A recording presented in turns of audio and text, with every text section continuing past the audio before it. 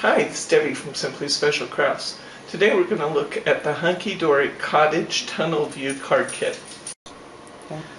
Okay, the Hunkydory Cottage Tunnel View card kit creates these really unique three-dimensional cards, and these cards have just a lot of depth.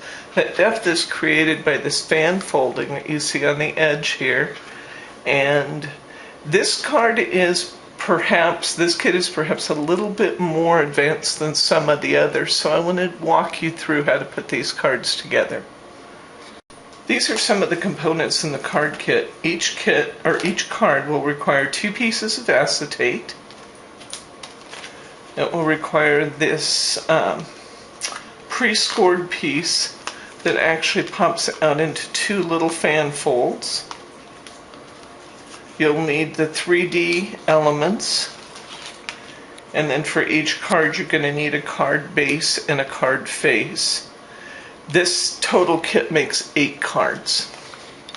This is the card we're going to make today, and we'll start by just popping out the elements. They're die cut with very high quality die cutting, so they pop right out. One little hint is remove your pieces towards the front instead of towards the back. If you do happen to get, because the cards are really well die cut, you probably won't get any little snags in them. But if you did, they would be towards the back and not towards the front of the piece. Okay, so we have those pieces. We'll pop out the elements that go with this card. We'll need this house. We'll need this foreground piece.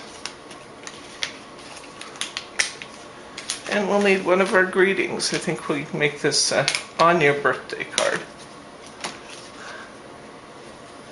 You can see, if you can see it in the light, these pieces have beautiful embedded glitter. Now this is nice glitter because it won't rub off as we work. It's actually embedded in the glue. We'll start by popping out one of our fan fold pieces.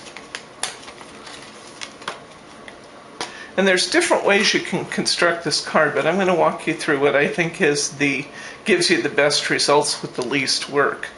What we're going to do once we have this popped out of our sheet is we're going to fan fold this, but instead of folding it on every one of the scored lines, you're going to use every other line. And you'll end up with a piece that looks just like this. Now we're going to take some tape. I happen to be using a thin, easy tear tape, but you could use virtually any kind of craft tape for this one. I actually recommend easy tear style tape rather than red liner tape for this one, because occasionally you need to move your pieces to get the adjustments just right when you're done. And this is somewhat movable. With red liner tape, once it's down, it's down. It's stuck forever. So I'm just putting a couple strips on because this is really thin tape. And I end up with something like this. I've already done another one here. So what I'm going to do is start by positioning my piece. Now this is important. I'm going to start by putting my fan on my backing sheet, and you want your fan to be just about that distance from the edge of your card, maybe a ½ inch from the bottom, slightly more from the top. And we want these loose edges, I'm calling them loose if they don't actually have a peak, the loose edges towards the outside, because what I want is to create 2 nice peaks coming up on the inside of the card. So I'm going to peel my tape.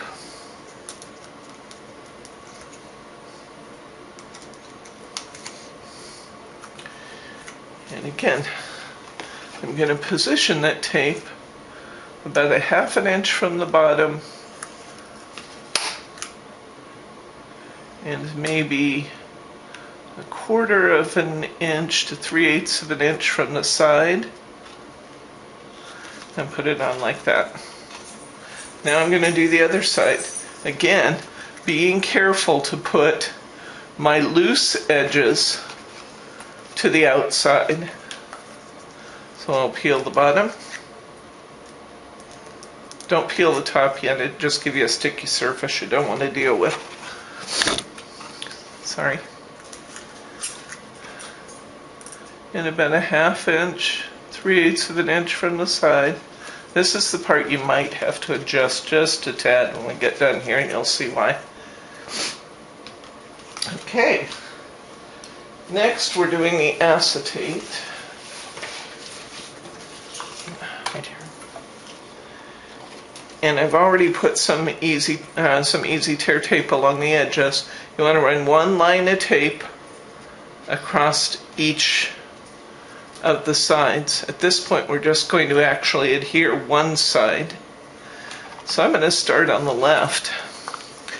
And I'm going to use this extra score line that we didn't fold on to position my tape.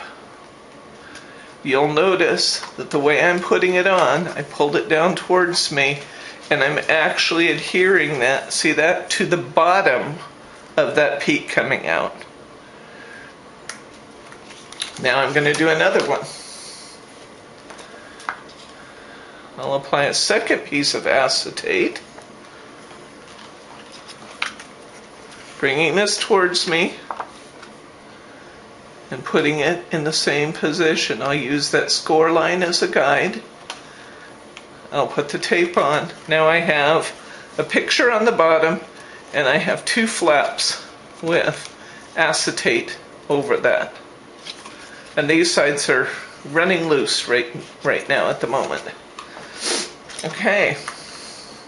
Next, I'm going to lay this down flat, and I'm going to hold my fingers over I'm going to flip this one back out of my way, and I'll hold my fingers over this piece of acetate so it lays nice and flat over my image. I'm going to take some tape and apply to the back of my image. And I'm actually going to be taping this image directly down to my acetate.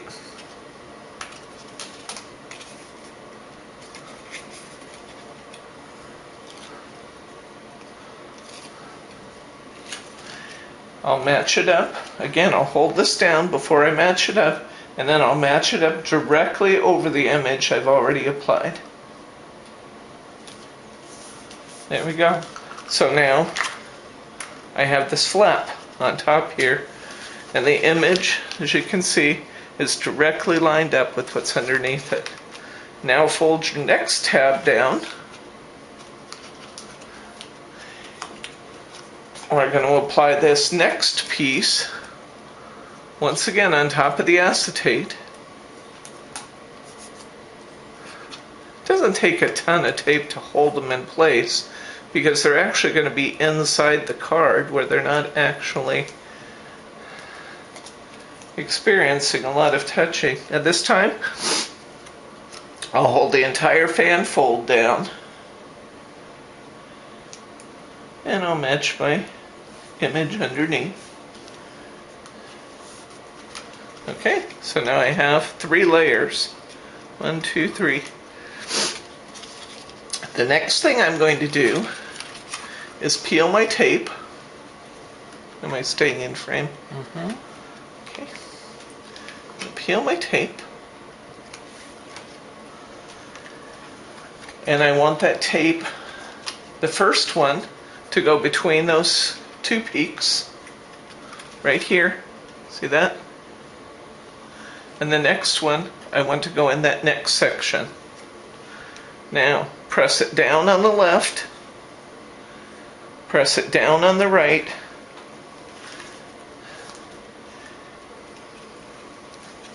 and what we've done is successfully taped that in place in a way where those images can squish down nice and flat and everything matches up. Let it go. We'll peel first one side,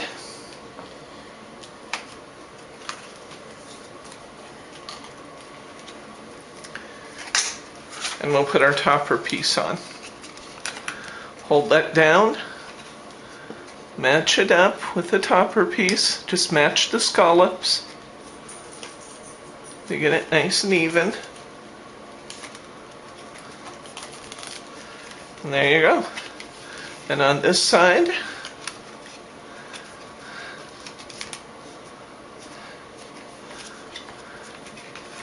now I'll peel my tape. I didn't want to do it all at once because I don't want it getting stuck to one side while I'm trying to work on matching the other. So peel the tape last, push down on everything else, on my little sandwich, and push that right in place.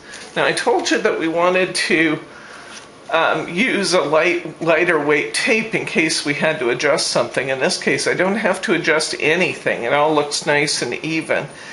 If we were a little bit off in putting our fan fold in, it's possible you might see it through the window. And if you had to do that, you'd have to shift everything over just a tad. And that's why I wanted you to use a little bit lighter weight tape with this one. So it seems really complicated to put together compared to the just layer it with foam tape ones and do it. But if you do it just like I just showed you, it actually goes together fairly easily. I'm going to put a little piece of foam tape on my greeting.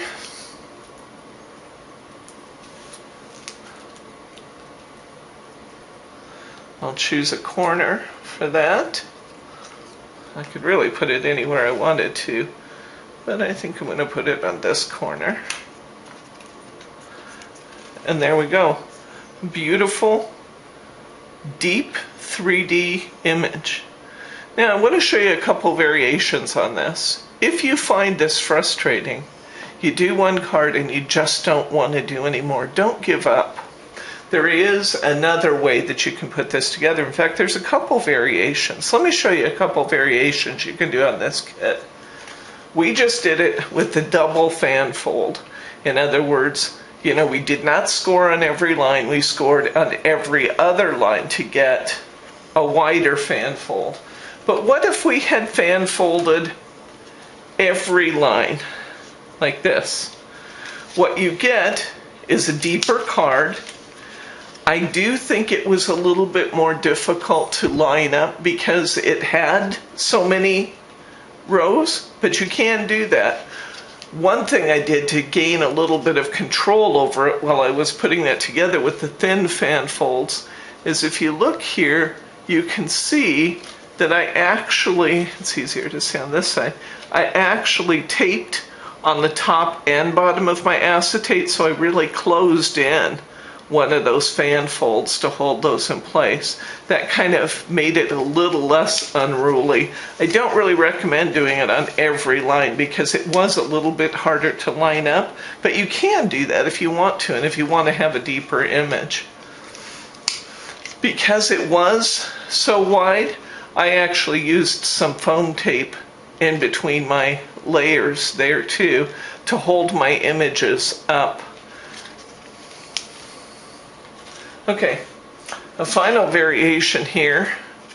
I wanted to try one and just see what would happen if I didn't use the fans at all.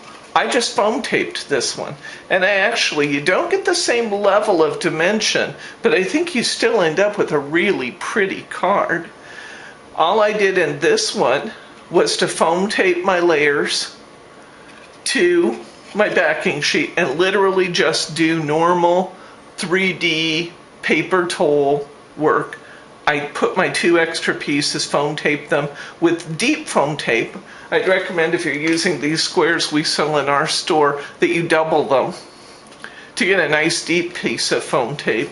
But I literally just did normal paper towel. And then I put a piece of acetate on the back of this frame when I put it on. That makes it super easy to complete. And then to put my topper on, I just stacked foam tape. If you're using, again, these thin ones that we sell in our store, you'd want probably 4 layers of foam tape to hold it up high enough, but you do end up with a nice dimension, and you do end up with a nice card, and it's super simple to complete that way. So that's another variation. So this has been the Cottage Tunnel View card kit from Hunkydory. You can find this and other Hunkydory kits in our store at www.simplyspecialcrafts.com. This is Debbie, and we'll see you next time.